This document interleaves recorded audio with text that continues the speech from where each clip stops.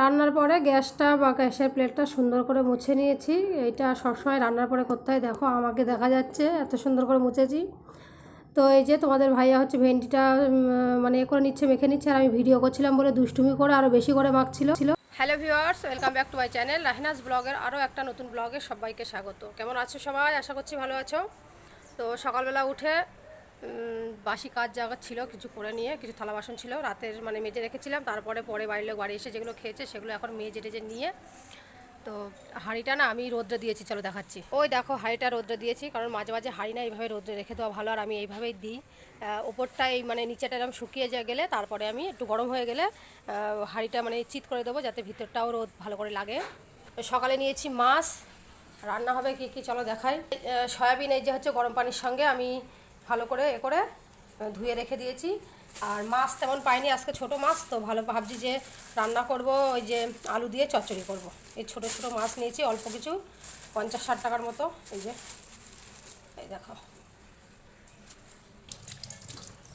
সকালে দুধটা দিয়ে গিয়েছিল, গরম করে নিয়েছি দুধ। আর এরা এই যে নিচেই আগুন ধরে না, এই মানে আমার এই রান্নাঘরে জাল না দিয়ে সব ছাই উড়ে উড়ে রান্নাঘরে আসে। দুধটা ঢেকে রাখি, নইলে কী হবে ছাই এসে একদমই হয়ে যাবে। আর আমি এই যে সকালে গোলা রুটি করেছিলাম, আর এই দেখো মিষ্টি ঝোল ছিল, এটা আমি গরম করে নিয়েছি, তাই চারিদিকে হয়ে গেছে, একটু রেখে দেবো। মেয়েকে দিয়েছি, কালকে রাতের ডিম করেছিলাম ভুজিয়া, তাই দিয়ে, আর আমি দুটো রেখেছি, মিষ্টি ঝোল দিয়ে খেয়ে নেবো। তো চলো চলো সঙ্গে থাকো, দেখতে থাকো, খাওয়া দাওয়া করে নিই। ভিডিও ভালো লেগে থাকলে অবশ্যই আমার চ্যানেলকে সাবস্ক্রাইব করবে। ফেসবুক পেজ থেকে দেখে থাকলে পেজটাকে অবশ্যই ফলো দিয়ে পাশে থাকবে। আর কালকে যেন তো বৃষ্টি হয়েছে, তাই কি গরম কিন্তু কম নেই, সকাল থেকে অনেকটা ভালো রোদ বা ওয়েদার। দেখো কত ছাই উড়ে উড়ে সব আমার রান্নাঘরে আসছে। আমি এখন রান্নাঘরে মানে জানলাটা না বন্ধ করে দেবো, নইলে ছাই আসে খুব। ওদের ধরানো হয়ে গেলে তারপর খুলে।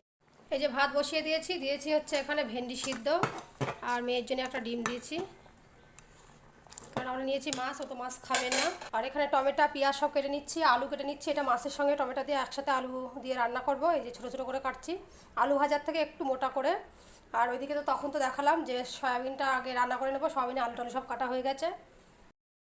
তো আমি হচ্ছে ভাত হয়ে গেছে, এখন সয়াবিনের আলুটা নুন হলুদ দিয়ে একেবারে ভেজে নিচ্ছি, তারপরে পেঁয়াজ টিয়াজ দিয়ে সব রান্না করে নেবো। তো দেখো সব মশলা টশলা দিয়ে ভালো করে কষিয়ে নিয়েছি, আদা রসুন ধনে জিরে গুঁড়ো, হলুদ গুঁড়ো, ঝালের গুঁড়ো দিয়ে আমি ভালো করে কষিয়ে নিয়েছি। আর টমেটো দিয়েছিলাম একটা, দিয়ে এখন অল্প করে পানি দিয়েছি, পরিমাণ মতো একটু পানি দিয়ে দেবো, মানে খুব বেশি ঝোলও রাখবো না আর একদম মানে কষা কষাও করবো না।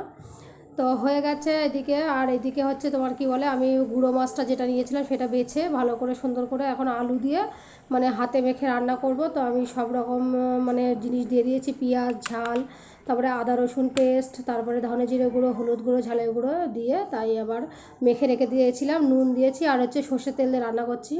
তো রান্না করতে করতে তোমাদের ভাইয়া বাড়ি চলে এসে কাছ থেকে আর নিয়ে এসেছিলো তোমার হচ্ছে কুলফি, তাই খাচ্ছি। এটাকে এখানে সিপপ বলে, আর কি বলে এগুলো, এটাকে কুলফি তো বলে না কি জানি। তো এই যে রান্নার পরে গ্যাসটা সুন্দর করে মুছে নিচ্ছি। আর রান্নার পরে এই কাজটা তো সববারই করতে হয়, সব মেয়েদেরই করতে হয়, কারণ রান্নাঘরে রান্নার পরে এত খারাপ অবস্থা হয়ে থাকে যেটা মানে প্রতিদিনের কাজ। এটা যতবার আমি রান্না করতে আসি ততবারই এই পরিষ্কারটা মানে করে রেখে দিই।